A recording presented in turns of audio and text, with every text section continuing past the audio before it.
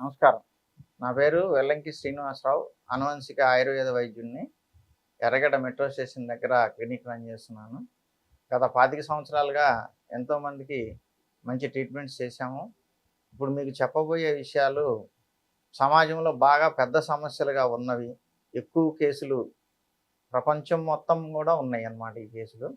కాబట్టి వాటి గురించి మనం మాట్లాడుకుందాం. కండములు గర్భనిరోధకాలు ఉపయోగించడం వల్ల లైంగిక శక్తిపై ఎలాంటి ప్రభావం ఉంటుంది? సెక్స్ విషయంలోకి వచ్చినప్పుడు చాలామంది అరక్షితం అంటే అన్సేఫ్ సెక్స్ చేయడం వల్ల హెచ్ఐవీలు వస్తున్నాయని కండోమ్ వాడుకుంటున్నారు. చాలా మంచి పద్ధతి. వాడిన వాళ్ళకి చాలా సేఫ్టీ.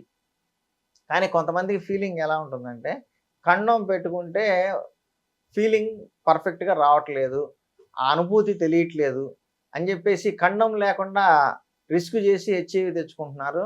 అలాగే ఇతర రోగాలు తెచ్చుకుంటున్నారు. ఇలాంటి పనులు చేయకండి. ఎవరికైతే మీరు సంబంధం పెట్టుకోదలుచుకున్నారో వాళ్ళతో వితౌట్ కండోమ్ చెయ్యాలి, నాకు ఫీలింగ్స్ కరెక్ట్గా రావట్లేదు, అనుభూతి సరిగ్గా కలగట్లేదు అనుకున్నప్పుడు వాళ్ళకి sexual transmission diseases HIV, herpes లాంటి ఇంకా అదర్ రిలేటెడ్ ఏదైనా జబ్బులు ఉన్నాయా లేదా టెస్ట్ చేయించండి. టెస్ట్ చేయించిన తర్వాత అప్పుడు వితౌట్ కండోమ్ మీరు సెక్స్లో పాల్గొన్నా ఏమి వాళ్ళకి ఏది లేకపోతే వితౌట్ కండోమ్ సెక్స్లో పాల్గొన్నా ఎటువంటి సమస్య రాదు. కానీ ఆ ప్రాసెస్కి సిద్ధపడి ఉండే వాళ్ళకే సెక్స్కి కండోమ్ లేకుండా వెళ్ళే అర్హత ఉంటుంది. లేదు ఇవన్నీ చేయించకుండా మాకు ఫీలింగ్ రావట్లేదండి, అనుభూతి తెలియట్లేదండి అని చెప్పి, సెన్సేషన్ లేదండి అని చెప్పేసి వితౌట్ కండోమ్ వెళ్ళారంటే మీ ప్రాణాలు ప్రమాదంలో వేసుకున్నట్టే. కాబట్టి ఈ కండోమ్స్ అనేది కంపల్సరీ అండి. ఇవాళ ఎవరిని నమ్మడానికి లేదు. కాబట్టి దానికి అలవాటు పడండి.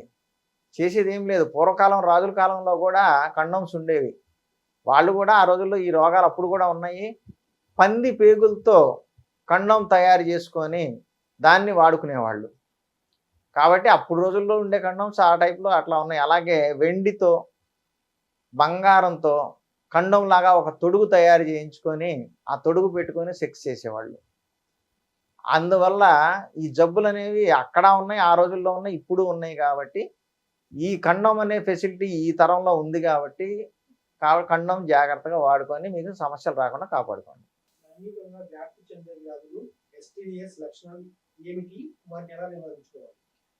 సెక్స్ సంబంధాల వల్ల లైంగిక అరక్షిత శృంగార సంబంధాల వల్ల వచ్చే రోగాల్ని ఎస్టీడీ అంటారు. Sexually transmitted diseases. ఈ జబ్బుల్లో హెచ్ఐవి, హెర్పిస్, సిఫిలిస్, గనేరియా, అలాగే సిఎంవి, రూబెల్లా ఇలా చాలా రకాలు ఉన్నాయి. ఈ జబ్బులు వస్తే చాలా కష్టంగా ఉంటుంది తగ్గాలంటే. సరే మేము తగ్గిస్తాము, అది వేరే విషయం. అసలు రాకుండా చూసుకోండి. ముందు మేము ప్రతి ఒక్కళ్ళకి అదే చెప్తున్నాం. ముందు రాకుండా చూసుకోండి. కర్మగాయలు తెచ్చుకున్నారంటే మా దగ్గరికి రండి, మేము మెడిసిన్ ఇస్తాము. కానీ చూపించుకున్నాక ఉంది అని తెలిసినప్పుడు మాత్రం ఇమ్మీడియట్గా సిగ్గుపడకుండా మెడిసిన్ వాడుకోండి. ఎలాంటి సంబంధాలైనా సరే కండోమ్ లేకుండా చేస్తే సెక్సువల్గా చాలా డ్యామేజ్ అవుతుంది బాడీ, రోగాలు వస్తాయి.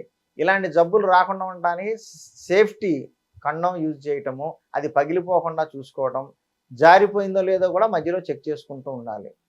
ఈ జాగ్రత్తలు పాటించండి.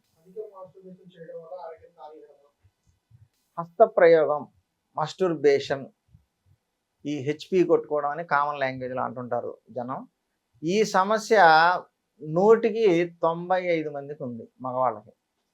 పెళ్ళి కాని వాళ్ళు, పెళ్ళైన వాళ్ళు, పెళ్ళి అయ్యి భార్య చనిపోయిన వాళ్ళు, సంసారానికి దూరంగా ఉన్నవాళ్ళు, లేదా సెక్స్ సామర్థ్యం పూర్తిగా అంగస్తంభనం జరగట్లేదు, సెక్స్ స్టార్ట్ చేసామంటే మధ్యలోనే ఫెయిల్ అవుతామన్న భయం ఉన్న వాళ్ళు కూడా హస్తప్రయోగానికి అలవాటు పడుతున్నారు. పెద్ద వయసు వాళ్ళు కూడా కాసేపు ఏదో హస్తప్రయోగం చేసుకొని తృప్తిపడి పక్కకి వెళ్ళిపోతున్నారు. ఎందుకంటే వీళ్ళకి సగమే అంగస్తంభన అవుతుంది.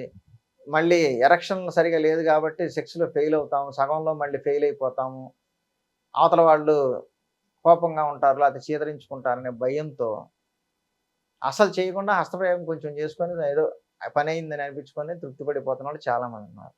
కానీ అసలు మీకు ఈ సమస్యలు రావడానికి అసలు కారణం హస్తప్రయోగమే. ఇది చేయటం వల్ల అంగంలోని నరాలు సన్నబడిపోయి అంగం కుచించుకుపోతుంది, చిన్నదైపోతుంది. దీనివల్ల కావాల్సినంత ఎరక్షను రాదు, పొడుగు రాదు, సైజు లావు రాదు. అందువల్ల ఈ హస్తప్రయోగం అనే మాట అసలు పక్కన పెట్టేసేయండి. మీకు అంగంతో ఒకటే పని. యూరిన్‌కి వెళ్ళాల్సి వస్తే పోసుకోండి. ఇది ఒక్కదానికే చెయ్యి పెట్టండి అక్కడ. మిగతా టైంలో దాని మీద చెయ్యి ఎట్టి పరిస్థితుల్లో పెట్టొద్దు. అంగస్తంభనకు సంబంధించిన ఎటువంటి ప్రయత్నాలు చేత్తో చెయ్యొద్దు. అలాగే పోర్న్ సైట్లు చూడొద్దు. శరీరానికి కావాల్సిన బలాన్ని ఇచ్చే పాలు, పెరుగు, నెయ్యి, నేచురల్ ఫుడ్స్ లాంటివన్నీ కూడా తీసుకుంటూ ఉంటే అంగస్తంభన నేచురల్‌గా వస్తది. మీరు చేయి పెట్టి దాన్ని పిస్టన్ కొట్టుకోవాల్సిన పని లేదు. నేచురల్ ఫుడ్ తీసుకోండి. అలాగే ఇంక అప్పటికి రావట్లేదంటే ఆయుర్వేదం మందులు చాలా మంచి మందులున్నాయి నా దగ్గర. అవి వాడుకోండి. అలాగే ఆయిల్ ఇస్తాము. అంగం కుచించుకుపోయినా సైజు పెరగడానికి, లావు రావడానికి, లోపల బ్లడ్ సర్క్యులేషన్ బాగా డెవలప్ కావడానికి కావాల్సిన ఆయిల్ మా దగ్గర ఉంటుంది. ఇలాంటివి యూజ్ చేసుకొని మీ సమస్యను తగ్గించుకోండి. మళ్ళీ తెచ్చుకోకుండా జాగ్రత్త పడండి.